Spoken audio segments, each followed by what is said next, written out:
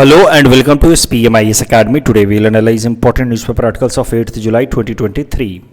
Please note you can download the PDF version of today's newspaper analysis by clicking the link given in the comments section. This is the list of the topics that we will be covering from today's newspaper. The first article is about standing up for national anthem and what the Supreme Court has ruled on this issue. This topic is important from our syllabus GS paper 2 Indian polity point of view. तो ये current context देखते हैं जिस कारण से पूरा का पूरा इशू निकल करके सामने आया है। हाल फिलहाल में an executive magistrate in Srinagar उन्होंने 11 लोगों को जेल भेज दिया for not standing up for national anthem at an event on 25 June, जहां पे जम्मू कश्मीर के लेफ्टिनेंट गवर्नर मनोज सिन्हा भी प्रेजेंट थे। सरल भाषा में कहें तो हाल फिलहाल में कुछ लोगों को जेल भेजा गया है क्योंकि नेशनल एंथम पे वो खड़े नहीं हुए। तो क्या क्या प्रोविजंस हैं नेशनल एंथम से रिलेटेड जिसके बेसिस पे सज़ा दी जा सकती है अगर उसको रेस्पेक्ट नहीं दिया गया तो। एक तो देखिए फंडामेंटल ड्यूटी है, अब ये इन्फोर्सिएबल नहीं है in the court of law, इसलिए इसके बेसिस पे सज़ा नहीं दी जा सकती है। But yet I hope you all know article 51A of the constitution of India says that it will be our duty to abide by the Indian constitution and respect its ideals and institutions and also respect national flag and national anthem। तो ये हमारा fundamental duty है। But चलिए fundamental duty तो enforceable नहीं है court of law में, but CRPC से रिलेटेड एक प्रोविज़न है section 107 related to CRPC which allows an executive magistrate to ask any person who is likely to commit a breach of the peace or disturb the public tranquility or do any wrongful act that may probably occasion a breach of peace or disturb the public tranquility। अब ये provision सीधा सीधा national anthem से related है नहीं, but इसका इस्तेमाल करके कभी कभार नेशनल एंथम को डिसरेस्पेक्ट करने वाले लोगों को सज़ा सुनाई जाती है कि भाई आप पब्लिक ऑर्डर को, पब्लिक ट्रैंक्विलिटी को हार्म करना चाह रहे हैं, क्योंकि नेचुरल सी बात है कि नेशनल एंथम को अगर रिस्पेक्ट नहीं दिया जाएगा तो that may hurt the sentiments of few people and that may damage public order. तो इस सेक्शन का इस्तेमाल करके नेशनल एंथम को रिस्पेक्ट ना देने वाले लोगों को सज़ा दी जाती है। लेकिन नेशनल एंथम से रिलेटेड अब आपको एक बात तो समझ आ गया होगा कि सीधा सीधा कोई कानून नहीं है जो नेशनल एंथम पे खड़े ना होने पे कोई सज़ा की बात करता हो। इस प्रोविज़न का इस्तेमाल किया जाता है नेशनल एंथम पे ना खड़े होने पे सज़ा देने के लिए, लेकिन सीधा सीधा कोई कानून है नहीं। सुप्रीम कोर्ट ने क्या इंपॉर्टेंट जजमेंट्स दिए हैं for on this particular issue that is regarding standing up for national anthem पे। In Bijoe Emmanuel case of 1986 supreme court ने क्या कहा है वो ज़रा देखिए। तो पूरा पहले बैकग्राउंड समझिए। VJ इमैनुअल, इनके 3 बच्चे, स्कूल में पढ़ने वाले बच्चे, कोई 10th स्टैंडर्ड में, कोई 5th, ऐसे कुछ, अब 3 बच्चे, ये तीनों बच्चे इन्होंने स्कूल के प्रेयर्स के दौरान नेशनल एंथम पे खड़े होकर के और नेशनल एंथम गाने से मना किया। देखिए हुआ क्या, तीनों बच्चे नेशनल एंथम पे खड़े हुए, ये VG इमैनुअल के तीनों बच्चे नेशनल एंथम पे खड़े हुए, लेकिन नेशनल एंथम उन्होंने गाया नहीं। तो स्कूल एडमिनिस्ट्रेशन ने जब उनको नेशनल एंथम गाने के लिए फोर्स किया तो उन्होंने इसको गाने से मना किया, क्लेमिंग कि उनका रिलीजन या जिस सेक्ट से वो बिलोंग करते हैं, जिहोवा सेक्ट, वो इनको इस बात की इजाज़त नहीं देता है कि वो अपने रिलीजियस प्रेयर के अलावा कोई भी और एंथम गाएं, because national anthem is also a kind of prayer जिसकी इजाज़त उनका रिलीजन उनको नहीं देता है। So as per their understanding anthem is also a prayer, इसलिए वो ये एंथम गा नहीं सकते। स्कूल एडमिनिस्ट्रेशन ने जब ज़बरदस्ती की तो मामला पहुंचा केरला हाई कोर्ट में। केरला हाई कोर्ट में फैसला जो है वो VJ इमैनुअल के अगेंस्ट आया था, but then the matter went to supreme court. और सुप्रीम कोर्ट ने क्या कहा, the court held, the supreme court, इसलिए ये ज़्यादा जरूरी है, केरला हाई कोर्ट ने क्या कहा वो भूल जाइए। Supreme court held that the forcing children to sing national anthem violated their fundamental right to religion. तो मुद्दा यह है कि सुप्रीम कोर्ट ने कहा कि बच्चों को खड़ा होना चाहिए, दे शुड स्टैंड अप जब नेशनल एंथम बजाया जाए या गाया जाए, लेकिन उनको गाने के लिए फोर्स नहीं किया जा सकता है, because that would go against their fundamental right to religion, article 25। वैसे ही एक मामला आता है national anthem in cinema halls, कि सिनेमा हॉल्स में नेशनल एंथम बजाना मैंडेटरी है या चलाना मैंडेटरी है या नहीं है। उसमें सुप्रीम कोर्ट ने नारायण चौकसी केस में कहा है कि सिनेमा घरों के अंदर नेशनल एंथम प्ले करना मैंडेटरी नहीं है, लेकिन अगर नेशनल एंथम प्ले होता है तो सब लोगों को खड़ा होना है, रेस्पेक्ट देना है नेशनल एंथम को, भले वो गाएं या ना गाएं, दैट्स नॉट मैंडेटरी, लेकिन खड़े होकर के रेस्पेक्ट देना है। तो इस केस में सुप्रीम कोर्ट ने क्या कहा कि नेशनल एंथम सिनेमा घरों में चलाना जरूरी नहीं है, लेकिन अगर चलाया जाता है तो नेशनल एंथम पे खड़े होकर के नेशनल एंथम को रेस्पेक्ट देना है, भले आप नेशनल एंथम साथ में ना गाएं, following your right to religious freedom. तो मामला है standing up on national anthem. Article 51A कहता है abide by Indian constitution and respect national flag and national anthem. Vijay Emmanuel case 1986, supreme court कहते हैं stand up for respect of national anthem but not necessary to sing, गाना जरूरी नहीं है, this is part of right to religious freedom. से Narayan Chouksey case of 2018, playing national anthem is not mandatory for cinema halls, but if a cinema hall plays national anthem then people must stand to respect it। इस topic के basis पे prelims practice question हमने आपको दे रखा है, please attempt this question and you can submit the answer in the comment section. The next article is about how semiconductors became the flash point in US China rivalry. तो US और China के बीच में rivalry के पीछे semiconductor कैसे कि important phenomena बन गया है वो जरा देखते हैं। This topic is important from our syllabus GS paper 2 international relations point of view. तो अगर इस टॉपिक को अगर आपको समझना है तो थोड़ा डिटेल में देखते हैं चाइना की हिस्ट्री। इसी बहाने हम चाइना के बैकग्राउंड को भी समझ लेंगे और फिर करंट कॉन्टेक्स्ट में आएंगे यूएस चाइना की राइवलरी, जहाँ पे सेमीकंडक्टर एक इम्पॉर्टेंट फैक्टर बना हुआ है। तो देखिए चाइना के अंदर एक civil war, internal civil war चल रहा था for about 22 years from 1927 to 1949। ये जो सिविल वॉर है उसमें दो मेन पार्टीज, दो मेन ग्रुप या फैक्शन थे। एक था क्यूमिनतांग ग्रुप KMT, जो रिपब्लिकन फॉर्म ऑफ गवर्नमेंट बनाना चाहते थे। जैसे हमारे देश में democratic republican form of government है, वैसा ही एक रिपब्लिकन फॉर्म ऑफ गवर्नमेंट लाना चाहते थे क्यूमिनतांग पार्टी के सपोर्टर्स, KMT के सपोर्टर्स, जिसके लीडर थे चियांग की शेक। जबकि दूसरे तरफ थे माओ जेदांग, लीडर थे कम्युनिस्ट पार्टी ऑफ चाइना के। और ये लोग, इस पार्टी के supporters, they wanted communist form of government which was against the idea of Republican और डेमोक्रेटिक फॉर्म ऑफ गवर्नमेंट। तो ये सिविल वॉर चल रहा था 22 सालों तक। चियांग की शेक के रिपब्लिकन पार्टी, जिसको हम लोग KMT कह रहे हैं, और माओ जेदांग के कम्युनिस्ट पार्टी के बीच में। Ultimately Mao Zedong emerged to be victorious, communist party became victorious, और चियांग की शेक को अपने सपोर्टर्स के साथ ये मेनलैंड चाइना छोड़ना पड़ा। ये चियांग की शेक को ये चाइना का मेनलैंड एरिया छोड़ना पड़ा और उनको ये ताइवान स्ट्रेट पार करके यहाँ पे एक आइलैंड है फार्मोसा आइलैंड, वहाँ जाकर के शरण लेनी पड़ी। और यहाँ फार्मोसा आइलैंड में जाकर के चियांग की शेक और उनके सपोर्टर्स ने एक एडमिनिस्ट्रेटिव या प्रोविजनल गवर्नमेंट को इस्टेब्लिश किया, जिसका नाम दिया उन्होंने रिपब्लिक ऑफ चाइना। तो चियांग की शेक और उनके सपोर्टर्स यहाँ फार्मोसा आइलैंड पे आ गए। उन्होंने यहाँ पे एक सरकार बनाई रिपब्लिक ऑफ चाइना, जिसको आज के डेट में हम लोग ताइवान भी कहते हैं। और ये अपने आप को ओरिजिनल चाइना की तरह आइडेंटिफाई करते और उनका कहना है कि दे आर ओरिजिनल चाइना, और उनकी टेरिटरी ये तो है ही, ये छोटा सा फार्मोसा आइलैंड, उसके अलावा उनकी टेरिटरी ये सारे एरियाज़ भी हैं, बट इन पे अभी, इस मेन एरिया पे अभी इलीगल तरीके से ऑक्यूपाई कर रखा है कम्युनिस्ट्स ने। So that is the meaning of provisional government. कैसे सुभाष चंद्र बोस ने प्रोविजनल गवर्नमेंट बनाया था रंगून में, कि अभी ये भारत की सरकार है, इंडियन नेशनल आर्मी है रंगून में, लेकिन अभी इलीगल तरीके से ब्रिटिशर्स ने इंडिया में कब्जा कर रखा है, सूनर और लेटर हम उसको फ्री कराएंगे। That was the idea of Subhash Chandra Bose, Indian national army.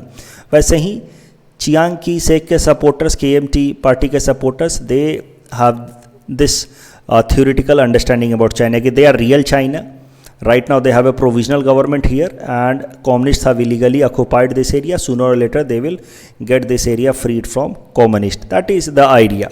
But at the same time the communists who rule on the mainland China, उन्होंने यहाँ पे जो सरकार का गठन किया है, जो यहाँ पे सरकार है उसको वो लोग कहते हैं PRC, people's republic of China, and they claim that they are real China. So ऐसा है कुछ अभी का हिसाब किताब.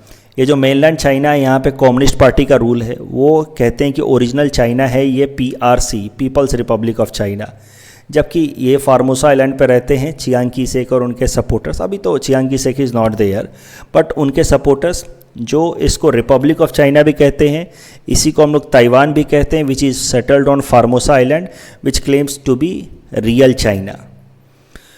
चाइना एज ए कंट्री, ये जो मेनलैंड चाइना है PRC, it follows one China principle. One China principle मतलब दुनिया के सारे देशों के लिए इसकी एक स्ट्रिक्ट पॉलिसी है कि दुनिया के सारे देश पहचाने कि दुनिया में बस एक ही चाइना है और वो है PRC, people's republic of China.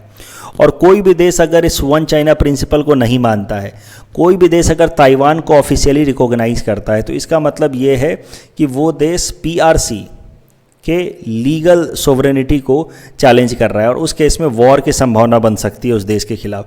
तो चाइना इस मैटर को लेकर के काफ़ी सीरियस है, वन चाइना प्रिंसिपल को लेकर के, कि दुनिया के सारे देश माने कि दुनिया में बस एक ही चाइना है.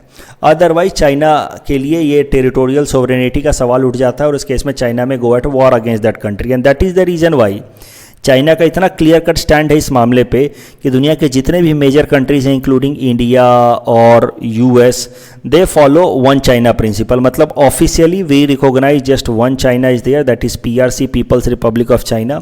We do not have any formal relations with Taiwan. हमारे ताइवान के साथ, जैसे इंडिया की बात की जाए तो ताइवान के साथ हमारे इकोनॉमिक रिलेशंस हैं अच्छे खासे, बट पूरी तरह से फॉर्मल डिप्लोमेटिक रिलेशंस नहीं है, because we all follow one China principal.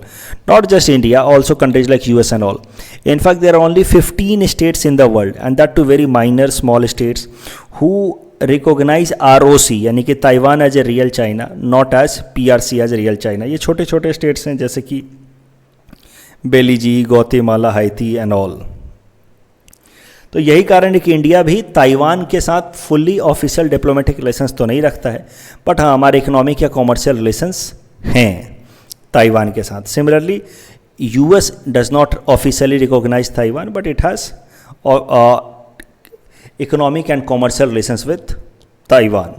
तो US in a self declaration in 1979, US ने 1979 में सेल्फ डिक्लेयर करके बोला कि yes they accept one China principle, and that is how US does not recognise republic of China और Taiwan as legitimate China. हाल फिलहाल में डेवलपमेंट्स क्या हुए हैं, ये जो ताइवान है इसने हाल फिलहाल में कुछ अपनी फॉरेन पॉलिसीज़ में बदलाव लाए हैं. ताइवान ने एक नई अप्रोच अपनाई है जिसमें उन्होंने कहा है कि now they are willing to give up claim on the mainland China. Taiwan is willing to give up claim on mainland China. They want to not to be recognized as China that controls the entire territory. They want to be known as Taiwan which has this territory. मतलब अब वो चाह रहे हैं कि वो इस बिगर China या बिगर लैंड पे क्लेम छोड़ दें, वो अपने आप को एक ऑफिशियल ताइवान कंट्री की तरह डिक्लेयर करा दें, ताकि दो चाइना का ना क्लेम रहेगा, ना वन चाइना प्रिंसिपल रहेगा, ना दुनिया के देश को चुनना पड़ेगा बिटवीन PRC एंड ROC. और इस तरीके से दुनिया के जो मेजर कंट्रीज़ हैं वो ताइवान के साथ फॉर्मल रिलेशंस इस्टेब्लिश कर पाएंगे. इस कारण से ताइवान ने अपनी ये पॉलिसी में बदलाव किया है. लेकिन चाइना अभी भी थ्रेटन कर रहा है ताइवान को. China is threatening a war on Taiwan against any formal declaration of independence. China Taiwan तो कह रहा है कि चलो यार मैं तुम्हारे ऊपर क्लेम छोड़ देता हूँ, तुम मेरे ऊपर क्लेम छोड़ दो, राइट. और दोनों फिर एक दूसरे को इंडिपेंडेंट डिक्लेयर कर देते हैं, हमें भी इंडिपेंडेंट करो, हमें पूरी ज़मीन नहीं चाहिए, बस ये छोटी सी ज़मीन चाहिए, हमें डिक्लेयर कर दो ताइवान. लेकिन China has been time and again threatening Taiwan against any formal declaration of independence. China कह रहा है कि हम उस केस में वॉर कर देंगे. अब सबसे बड़ा सवाल उठता है कि ताइवान इतना छोटा देश, कई सारे देश तो इसको देश के तौर पे पहचानते भी नहीं है, इसके पास कुछ खास आर्मी या मिलिट्री पावर नहीं है, फिर भी आखिर चाइना इसको कैप्चर कर क्यों नहीं लेता. It is hardly a matter of few hours for China to capture Taiwan. तो आखिर चाइना इसको कैप्चर करता क्यों नहीं है, क्यों चाइना बस थ्रेटन कर रहा है कि अगर तुमने अपने आप को इंडिपेंडेंट डिक्लेयर किया तो हमारे पास कोई ऑप्शन नहीं रह जाएगा वॉर करने के अलावा? Why China is not actually going at war? Answer is silicon shield of Taiwan. ये मुख्य कारण है। देखिए, ताइवान जो देश है, छोटा सा देश है, लेकिन सेमीकंडक्टर्स बनाने में, सेमीकंडक्टर बनाने के लिए इस्तेमाल होता है सिलिकॉन का, राइट। और ये जो सिलिकॉन है, ये इसके बेसिस पे कई सारे सेमीकंडक्टर, अलग अलग टाइप के सेमीकंडक्टर्स बनाने में लीडर है ताइवान। और ये सेमीकंडक्टर चिप्स यूएस की अलग अलग कंपनियों में इस्तेमाल होते हैं, सॉफ्टवेयर कंपनियों में इस्तेमाल होते हैं, ऑटोमोबाइल कंपनियों में इस्तेमाल होते हैं। तो मुद्दा ये है कि ताइवान का जो सेमीकंडक्टर इंडस्ट्री है, चिप मैन्युफैक्चरिंग इंडस्ट्री है सिलिकॉन बेसिस पे, वो यूएस की इकोनॉमी के लिए बहुत इंपॉर्टेंट है। इसीलिए चाइना इस बात को अच्छे से समझता है कि भले ताइवान काफ़ी छोटा देश है, इसके पास कोई खास आर्म्ड फोर्सेस है नहीं, बट अगर चाइना ताइवान पे अटैक करता है तो US will come for the rescue of Taiwan, and this will not be China against Taiwan, this will convert from China against Taiwan into China against US, and that will be bigger catastrophic war. यही बड़ा कारण है कि China Taiwan के ऊपर, जबकि Taiwan के पास कोई पावर नहीं है, ताइवान के ऊपर अटैक करके उससे वो उसकी टेरिटरी नहीं छीनता है। इसी को कहा गया है silicon shield of Taiwan. A shield एक तरीके का समझ लीजिए, उसकी जो सेमीकंडक्टर इंडस्ट्री है, चिप मैन्युफैक्चरिंग इंडस्ट्री है, that is Taiwan's protection against China's attack, as mentioned in a book written by Craig Addison. तो चिप मैन्युफैक्चरिंग थ्रू सेमीकंडक्टर या silicon is very important these days. आप देखिए, पूरा एक major international dynamics global level पे decide हो रहा है by the chip manufacturing companies of Taiwan. तो चिप या सेमीकंडक्टर को मैन्युफैक्चर को प्रोड्यूस बढ़ाने के लिए, प्रमोट करने के लिए हमारे देश में क्या क्या इनिशिएटिव्स लिए गए हैं वो भी ज़रा देख लीजिए। प्रोडक्शन लिंक्ड इंसेंटिव स्कीम लाया गया है ताकि सेमीकंडक्टर का प्रोडक्शन बढ़े। Scheme for setting up compound semiconductor facilities, Vedanta and Taiwan chip maker Foxconn will set up 1,54,000 crore semiconductor plant in Gujarat, and India semiconductor mission लाया गया है। तो ये सब चीज़ें लाई गई हैं सेमीकंडक्टर प्रोडक्शन को बढ़ाने के लिए। इस टॉपिक के बेसिस पे प्रीलिम्स प्रैक्टिस क्वेश्चन हमने आपको दे रखा है। Please read this question and you can submit the answer in the comment section. Silicon shield for Taiwan, तो जैसा कि मैंने आपको बताया, PRC and ROC, people's republic of China and republic of China, जिसको हम लोग कहते हैं ताइवान।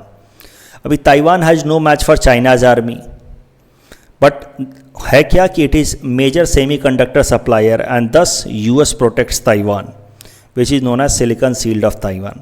चाइना की वन चाइना प्रिंसिपल है, that there is just one China, that is PRC, और इसी कारण से दुनिया के ज़्यादातर देश सिर्फ जो PRC या मेनलैंड चाइना, उसको चाइना की तरह चाइना की तरह रिकॉग्नाइज करते हैं। ताइवान को एक फॉर्मल कंट्री की तरह रिकॉग्निशन दुनिया के ज़्यादातर देशों ने अभी तक नहीं दिया है।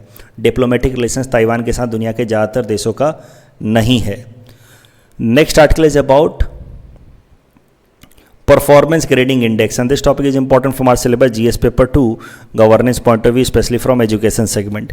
तो ये जो परफॉर्मेंस ग्रेडिंग इंडेक्स होता है PGI, वेरी इंपॉर्टेंट, हर कुछ एक साल पे एजुकेशन मिनिस्ट्री इसको पब्लिश करती है, परफॉर्मेंस ग्रेडिंग इंडेक्स। इसका मेन पर्पस होता है कि स्टेट लेवल पे स्कूल एजुकेशन के स्टैंडर्ड को आइडेंटिफाई करना, स्कूल लेवल पे एजुकेशन स्टैंडर्ड्स को फिर रैंकिंग देना।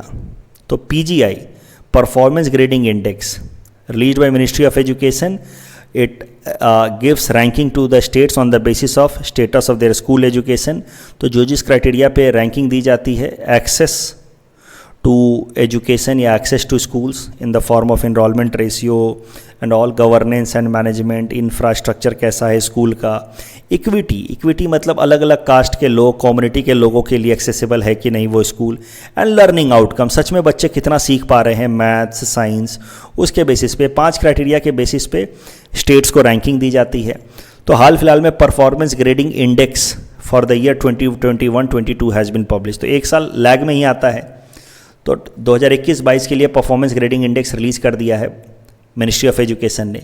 उसमें उन्होंने स्टेट्स को कई सारे कैटेगरी में डिवाइड किया है। ये स्केल है, दक्ष कैटेगरी, उत्कर्ष कैटेगरी, अति उत्तम, उत्तम, प्रचेष्टा, मज़ेदार बात यह है कि स्टार्टिंग के जो 6 कैटेगरीज हैं, दक्ष, उत्कर्ष, अति उत्तम, उत्तम, प्रचेष्टा, इसमें कोई भी स्टेट नहीं है। यानी कि नंबर 1 पे जो स्टेट्स हैं, यूनियन टेरिटरी हैं, चंडीगढ़ एंड पंजाब, उनकी रैंकिंग यहाँ से शुरू होती है, प्रचेष्टा 2, स्कोर 641 to 700 के बीच में। टॉप 6 कैटेगरी में तो कोई है ही नहीं। वहीं बात की जाए अगर आसाम की, तो आसाम जो है वो इस कैटेगरी में लाई करता है, आकांक्षी 2 वाले कैटेगरी में। ये देखिए आसाम का score is somewhere close to 512.7, it is between this scale आकांक्षी 2। ये है आसाम का स्कोर और आसाम की grading as far as performance grading index is concern. जो बेसिक बातें याद रखनी है, performance grading index ministry of education publish करता है। It ranks state on the basis of their standard of school education. Performance grading index 2.0 यानी कि हाल फिलहाल में जो आया है for the year 2021-22, Punjab and Chandigarh have been declare best, Assam is in आकांक्षी 2 category. The next article is about brain eating amoeba and this topic is important from prelims exam point of view. देखिए करंट न्यूज़ देखिए, हाल फिलहाल में एक 15 साल के बच्चे की केरला में अलपुजा डिस्ट्रिक्ट में डेथ हो गई because of a very unique new type of amoeba जिसका नाम है Naegleria fowleri amoeba. It is a kind of brain eating amoeba. ये नागेलिया फाउलेरी अमीबा है तो it is a single celled organism. It is found in warm water bodies. तो warm water bodies में मिलता है और ये नोज़ के थ्रू, नॉस्ट्रिल्स के थ्रू बॉडी में एंटर कर सकता है और फिर वो ब्रेन तक पहुंच करके ब्रेन को डैमेज करना शुरू करता है. तो ये Naegleria fowleri amoeba brain eating bacteria जिसके कारण डेथ भी हो सकती है. इससे रिलेटेड एक डेथ के केस आए थे पहले साउथ कोरिया से, अब इससे रिलेटेड एक केस आ रहा है केरला, इंडिया से. Scientist have not been able to identify any treatments against this brain eating amoeba Naegleria fowleri. कल जो हमने आपको प्रैक्टिस क्वेश्चन दिया था national payment corporation of India से रिलेटेड, दोनों स्टेटमेंट सही हैं. फाइनेंशियल इंक्लूजन भी बढ़ा रहा है क्योंकि डिजिटल पेमेंट कर रहा है तो फाइनेंशियल इंक्लूजन भी बढ़ा रहा है. एंड रुपे भी लॉन्च किया इसने. And UPI will make mobile wallet not so necessary. That's all from our side for today. Thanks for watching.